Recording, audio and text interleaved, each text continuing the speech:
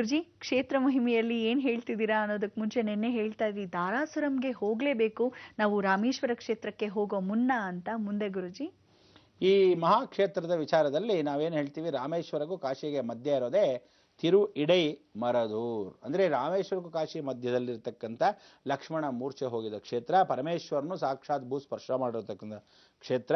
ರಾಮೇಶ್ವರನ ಇಡೀ ಜಗತ್ತಲ್ಲಿ ಭೂಸ್ಪರ್ಶದಲ್ಲಿ ಇಂಥ ಒಂದು ಕಲಾಕೆತ್ತನೆ ಮಾಡದೇ ಇರತಕ್ಕಂಥ ಕ್ಷೇತ್ರ ನಾ ಭೂತೋನ ಭವಿಷ್ಯತಿ. ಎಂಥ ಒಳ್ಳೆ ಕೆತ್ತನೆಗಳು, ಎಂಥ ಒಳ್ಳೆ ಕುದುರೆಗಳು, ಎಷ್ಟೊಂದು ದೇವತಾನುಗ್ರಹಗಳು ಇಲ್ಲೆಲ್ಲ ಇರತಕ್ಕಂಥ ಇಂಥ ಒಂದು ತಮಿಳುನಾಡಲ್ಲಿ ವಿಶೇಷವಾದ ದೊಡ್ಡ ಕ್ಷೇತ್ರ ಇದು. ಇದು ಮಧ್ಯಬಿಂದು ಅಂತ ಕರಿತೀವಿ. ಅಲ್ಲಿ ನಾವು ಕೃಷ್ಣದೇವರಾಯರಾಗಲಿ, ಚೋಳರಾಗಲಿ, ಹೊಯ್ಸಳರಾಗಲಿ, ಯಾವುದೇ ಕದಂಬರಾಗಲಿ ಎಲ್ಲರೂ ಆಳಿರ್ತಕ್ಕಂಥ ಮಹಾಕ್ಷೇತ್ರದಲ್ಲಿ ಇಲ್ಲಿ ಶಿವನ ದರ್ಶನಕ್ಕೆ ಬಂದು ಹೋದವರು. ಅಂದರೆ ಯಾವ ರಾಜ ಇಲ್ಲಿ ಬಂದು ಹೋಗಿಲ್ಲ ಅಂತಿಲ್ಲ. ಅಲೆಕ್ಸಾಂಡರ್ ದ ಗ್ರೇಟ್ ಅವನು ಕೂಡ ಸ್ವತಃ ಬಂದು ಇಲ್ಲಿ ವಿಶೇಷವಾಗಿ ನಮಸ್ಕರಿಸಿ ಹೋಗಿರ್ತಕ್ಕಂಥ ವಿಶೇಷವಾದ ಕ್ಷೇತ್ರ.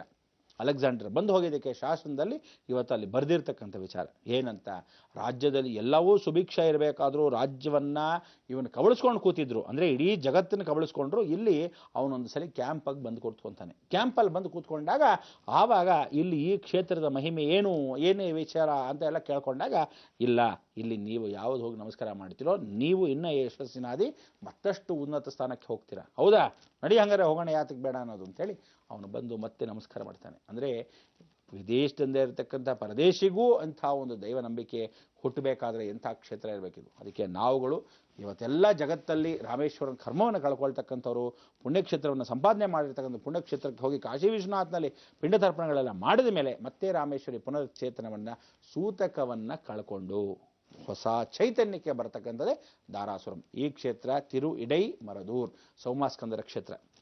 ಅದಕ್ಕೆ ಸುಬ್ರಹ್ಮಣ್ಯ ಮಧ್ಯದಲ್ಲಿ ಕೂತಿರ್ತಾನೆ, ಇಡೀ ಜಗತ್ತಿನ ಪಾರ್ವತಿ ಪರಮೇಶ್ವರ. ಅದಕ್ಕೆ ಉತ್ತರ ಭಾರತದಲ್ಲಿ ಪರಮೇಶ್ವರ, ದಕ್ಷಿಣದಲ್ಲಿ ಪಾರ್ವತಿ, ಇವರಿಬ್ಬರ ಮಧ್ಯದಲ್ಲಿ ಸೋಮಾಸ್ಕಂದರ್ ಅಂದರೆ ಸುಬ್ರಹ್ಮಣ್ಯ. ಅದಕ್ಕೆ ಇಡೀ ಜಗತ್ತಿನ ಅಳಿವು ಉಳಿವು ಎಲ್ಲವೂ ಏನೇನಿದೆ ಎಲ್ಲವೂ ಈ ಸುಬ್ರಹ್ಮಣ್ಯನ ಅಂಶ. ಅದಕ್ಕೆ ಜೀವನದಲ್ಲಿ ಎಲ್ಲಿ ಫುಲ್ ಸ್ಟಾಪ್ ಆಗೋಗಿದೆ ಆ ಫುಲ್ ಸ್ಟಾಪ್ ಮುಂದುವರಿಸೋದು ಇದೇ ಒಂದು ಮಹಾಕ್ಷೇತ್ರದ ಮಹಿಮೆ. ಆದ್ದರಿಂದ ನೀವುಗಳು ಇಲ್ಲಿ ಬರ್ತಕ್ಕಂಥವ್ರು, ನಮಸ್ಕಾರ ಮಾಡ್ತಕ್ಕಂಥವ್ರು ಹೇಗೆ ನಮಸ್ಕಾರ ಮಾಡಬೇಕು ಅಂತ ಎಲ್ಲವೂ ತಿಳಿಸ್ಕೊಟ್ಟೆ.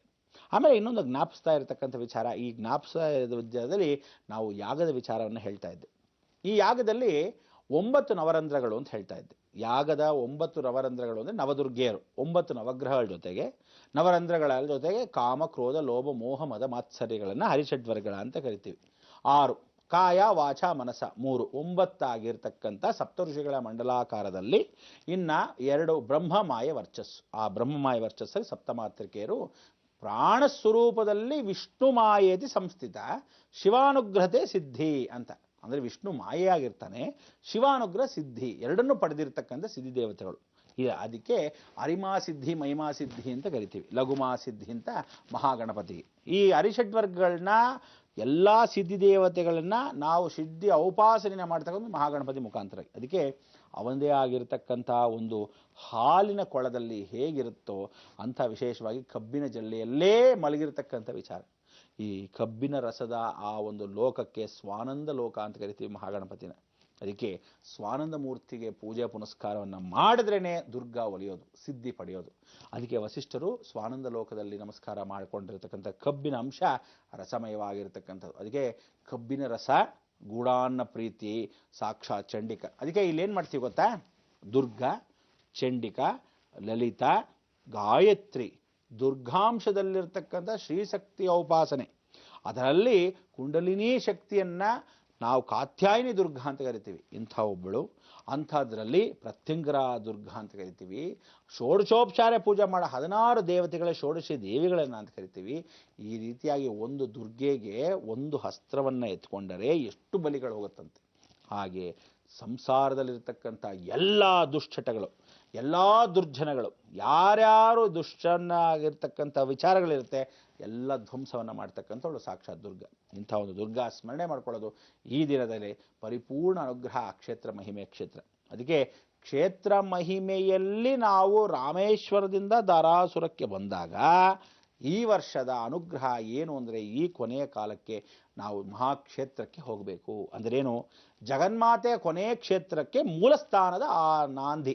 ಅಂದ್ರೇನು, ಈಗ ನಾನು ನಿಮ್ಗೆ ಹೇಳಿದೆ ಜಗತ್ತಲ್ಲೇ ಕೊನೆಯ ದೇವಾಲಯವಾಗತ್ತೆ ಎಲ್ಲಿ ಶ್ರೀ ಸಂಪೂರ್ಣವರ ಮಹಾಲಕ್ಷ್ಮಿ ಮಹಾಸಂಸ್ಥಾನ ಮುಖಾಂತರವಾಗಿ ಆದಿಶಕ್ತಿ ಸ್ವರೂಪವಾಗಿ ಆದಿಶಂಕರಾಚಾರ್ಯರೇ ಸ್ವತಃ ಪ್ರತಿಷ್ಠಾಪನೆ ಮಾಡತಕ್ಕಂಥ ವಿಚಾರಪೂರ್ವಕವಾಗಿ ವೀಳ್ಯದಲ್ಲಿರತಕ್ಕಂಥ ಸಂಪೂರ್ಣ ವರಮಹಾಲಕ್ಷ್ಮಿ. ಅವಳನ್ನ ಅಷ್ಟಾದಶಭುಜ ದುರ್ಗಾಲಕ್ಷ್ಮಿ ಅಂತ ಕರಿತೀವಿ. ಕನ್ಯಾಕುಮಾರಿಯಿಂದ ಕಾಶ್ಮೀರದವರೆಗೂ ಇರತಕ್ಕಂಥ ಸಮಸ್ತ ದೇವತೆಗಳೆಲ್ಲ ಬಂದು ಇಲ್ಲಿ ನೆಲೆಸಿರ್ತಕ್ಕಂಥ ದಕ್ಷಿಣದಲ್ಲಿ ಪರಮೇಶ್ವರನೇ ಸ್ವತಃ ಭೂಸ್ಪರ್ಶವನ್ನು ಮಾಡಿ ಆ ಜಗನ್ಮಾತೆಯನ್ನು ಸೇರೋ ಸಮಯ 2012. ಗಾಂಧಾರಿ ಕೃಷ್ಣನಿಗೆ ಹಾಕಿರತಕ್ಕಂಥ ಶಾಪದ ವಿಮೋಚನೆಗೆ ಆ ಕೃಷ್ಣ ಪರಮಾತ್ಮನಿಗೆ ಜ್ಞಾನೋದಯ ಆಗಿರ್ತಕ್ಕಂಥ ನ್ಯಾಯ ದೇವತೆ ಆಗಿರ್ತಕ್ಕಂಥ ಧರ್ಮದೇವತೆ ಗಾಂಧಾರಿ ಆ 2012. ಲಕ್ಷ್ಮೀ ನಾರಾಯಣ ಸೇರ್ತಕ್ಕಂಥ ವಿಚಾರ ಕೊಲ್ಲಾಪುರ ಮಹಾಲಕ್ಷ್ಮಿ. ಆ ಕೊಲ್ಲಾಪುರ ಮಹಾಲಕ್ಷ್ಮಿ ಸಾಕ್ಷಾತ್ ಶ್ರೀನಿವಾಸ ಸಾನ್ನಿಧ್ಯವನ್ನು ಸೇರ್ತಕ್ಕಂಥ ವಿಧಿವಿಧಾನಗಳು ಇದೆಲ್ಲ ಆ ಶಕ್ತಿಯುತವಾಗಿರ್ತಕ್ಕಂಥ ಕೇಂದ್ರ ಬಿಂದುವೇ ಜಗತ್ತು.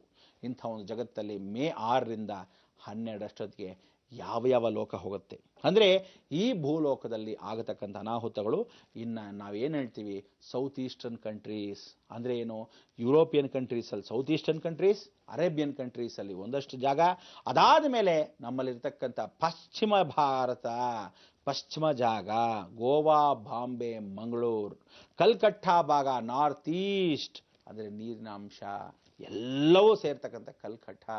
ಇದಿಷ್ಟೂ ಬಹಳ ಕಷ್ಟದಲ್ಲಿ ಆತಂಕದಲ್ಲಿ ಆಗತಕ್ಕಂಥ ವಿಚಾರ, ಸತ್ಯವಾಗಿ ನಡೀತಕ್ಕಂಥ ಘಟನೆ, ಜಾಗೃತಿಯಾಗಿರಬೇಕು. ಇನ್ನು ಉಳಿದಿರ್ತಕ್ಕಂಥದ್ದು ಆಗಸ್ಟ್ ಸಮಯ. ಆಗಸ್ಟ್ ನಂತರ ಆಸ್ಟ್ರೇಲಿಯಾನಲ್ಲಿ ನಾವು ನೋಡಬೇಕಾದ ಎಲ್ಲಿ, ನೀರ ಒಳಗೆ. ನೀರ ದ್ವೀಪ ಆಗಿರಲ್ಲ, ನೀರು ಒಳಗಿರತಕ್ಕಂಥ ಒಂದು ಲೋಕವಾಗಿರುತ್ತೆ. ಅಷ್ಟು ಮುಳುಗೋಗುತ್ತೆ. ಇದು ಸತ್ಯ. ಆದ್ದರಿಂದ ನಾವುಗಳು ಆಗು ಹೋಗುಗಳನ್ನು ಎಷ್ಟು ಮಟ್ಟಿಗೆ ಕಾಪಾಡ್ಕೋಬೇಕು, ಮಟ್ಟಬೇಕು, ಎಲ್ಲವೂ ದೈವಚಿತ್ತೆ. ಆದ್ದರಿಂದ ನೀವೆಲ್ಲ ಕಾಣಿಕಾನುಗ್ರಹದಲ್ಲಿ ಸಿದ್ಧಿಯನ್ನು ಪಡೀತಕ್ಕಂಥ ಪ್ರತಿಯೊಬ್ಬರು ಕಾಳಿಕಾ ಯಾರು ನಾಲ್ಗೆಯನ್ನು ಚಾಚಿರೋಳು. ಜಗತ್ತಲ್ಲಿ ದೀಪೋತ್ಸವ ಆದಾಗ ನಾಲ್ಗೆಯನ್ನು ಚಾಚಿದ್ಲು, ತ್ರಿಶೂಲವನ್ನು ಇಟ್ಕೊಂಡಾಗ ಜಗನ್ಮಾತೆ ಆದಳು. ಇವತ್ತು ಆ ಭೂಸ್ಪರ್ಶವನ್ನು ಮಾಡೋ ಸಮಯದಲ್ಲಿ ಸ್ವಾಗತ ಯಾರು ಮಾಡ್ತಾರೆ? ಸಪ್ತ ಋಷಿಗಳ ಮುಖಾಂತರವಾಗಿ ನಾವುಗಳು ಆ ಜವಾಬ್ದಾರಿ ತಗೊಂಡು ನಿಮ್ಮೆಲ್ಲರ ಎಲ್ಲ ಪ್ರಕಾರವಾಗಿ ಆ ದೇವಿಯನ್ನು ಸ್ವಾಗತ ಮಾಡೋಕ್ಕೆ ನೀವೆಲ್ಲರೂ ಬರಬೇಕು, ಪರಿಪೂರ್ಣ ಅನುಗ್ರಹ ಪಡಿಬೇಕು, ಈ ದೈವ ಸತ್ಯಕ್ಕೆ ಹೋಗಬೇಕು. ಅಸುರಗಳೆಲ್ಲಿರ್ತಾರೆ? ನಮ್ಮ ಮನಸ್ಸಲ್ಲೇ ಇರ್ತಾರೆ. ಇಂಥ ಒಂದು ಅಸುರಗಳ ಸಂಹಾರ ಲಂಚದ ಮುಖಾಂತರ, ಗೌರವದ ಮುಖಾಂತರ, ಜಗತ್ತಿನ ಮುಖಾಂತರ, ಎಲ್ಲವೂ ಪ್ರಕೃತಿಯ ಮುಖಾಂತರ ಬರ್ತಕ್ಕಂಥ ಪ್ರತಿಯೊಬ್ಬ ಮನುಷ್ಯನು ಭಾರತ ದೇಶದಲ್ಲಿ ಅಷ್ಟು ದುಷ್ಟ ಸಂಹಾರ ನಾವು ಮಾಡಲೇಬೇಕು ಅಂತ ಜಗನ್ಮಾತೆ ಪಣತಟ್ಟು ನಿಂತಾಳೆ. ಅವಳನ್ನ ಯಾರು ಸ್ವಾಗತ ಮಾಡಿ ನಾವುಗಳ ಮೂಲ ರಹಸ್ಯವಾಗಿರ್ತಕ್ಕಂಥ ಮಂತ್ರದ ಮುಖಾಂತರ ಮಾಡಿದ್ರೆ ಇಡೀ ಜಗತ್ತು ಪರಿವರ್ತನೆ. ಅದಕ್ಕೆ ತಿರು ಇಡೈ ಮರದೂರು ಅಂದರೆ ನಾವೇನು ಮಾಡಬೇಕು? ಪಾರ್ವತಿ ಪರಮೇಶ್ವರ ಮಧ್ಯ ನಿಂತ್ಕೊಂಡು, ಅಮ್ಮ ಜಗನ್ಮಾತೆ ನೀವಿಬ್ಬರು ಸೇರ್ತಾ ಇರೋ ಸಮಯದಲ್ಲಿ ನಾವು ಮಧ್ಯ ನಿಂತಿದ್ದೀವಿ, ನಿಮ್ಮನ್ನು ಸ್ವಾಗತ ಮಾಡ್ತೀವಿ, ಲೋಕವನ್ನು ರಕ್ಷಣೆ ಮಾಡೋ ಜವಾಬ್ದಾರಿ ನಿಮ್ಮದು ಅಂತ ನಾವು ಮಧ್ಯಕ್ಕೆ ತಿರು ಇಡೈ ಮರದೂರ್ ಅನ್ನೋ ಮಹಾಕ್ಷೇತ್ರ ಎಷ್ಟು ಪವರ್ಫುಲ್ ಆಗಿದೆಯೋ, ಎಷ್ಟು ಕ್ಷೇತ್ರದ ಮಹಿಮೆ ಇದೆಯೋ ಅಷ್ಟೇ ರೀತಿಯಾಗಿ ನಾವು ಇವತ್ತಿನ ದಿವಸ ಜಗನ್ಮಾತೆ ಪಾರ್ವತಿ ಪರಮೇಶ್ವರ ಮಧ್ಯ ನಿಂತ್ಕೊಂಡು ಯಾಚನೆ ಮಾಡಬೇಕು. ಯಾಚನೆ ಮಾಡೋಕ್ಕೆ ಎಲ್ಲರೂ ರೆಡಿಯಾಗಿರಿ. ಇನ್ನು ಉಳಿದ ವಿಚಾರವನ್ನು ಸ್ವಲ್ಪ ಸಂಕ್ಷಿಪ್ತವಾಗಿ ಹೇಳ್ಬೇಡ. ಅದಕ್ಕೆ ನಾವು ಏನು ಮಾಡಬೇಕು ಅಂತ ಗೊತ್ತೇ ಇದೆಯಲ್ಲ.